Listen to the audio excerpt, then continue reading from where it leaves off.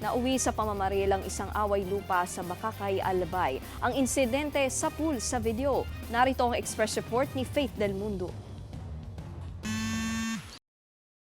Kailangan kami natakot kaya. Sa kuhang ito, kitang pagputok ng baril ng isang lalaki sa kaalitan niyang babae sa Makakay, Albay. Walang tinamaan at tila sinindak pa nga siya ng kaaway na siya mismong nagvivideo. Aray!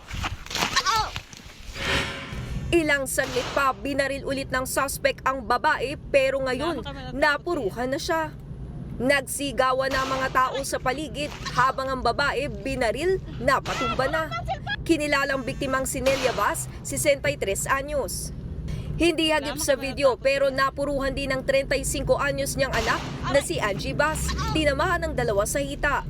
Agad silang dinala sa ospital habang tumakas naman ang 71 anyos sa suspect.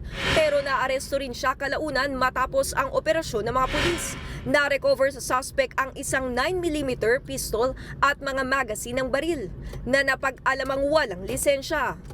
Sa interogasyon, sinabi ng suspect na away lupa ang ugat ng pagtatalo nila ng biktima. Iginiit din ng suspect na hindi niya intensyong barilin ng mga biktima at nadala lang siya ng init ng pag-aaway. Parang nabigla din siya sa pangyayari. Kasi unang-una ma'am, yung baril naman na ginamit niya, hindi niya man talaga sadyang iputok yun. Kaso nga lang yun, nagkapalitan na ng mga hindi maahayang salita. Ang intensyon niya lang naman po ma'am, is to threaten. Yung takutin lang po yung mga biktima. Maharap ang suspect sa kasong 2 counts ng frustrated homicide.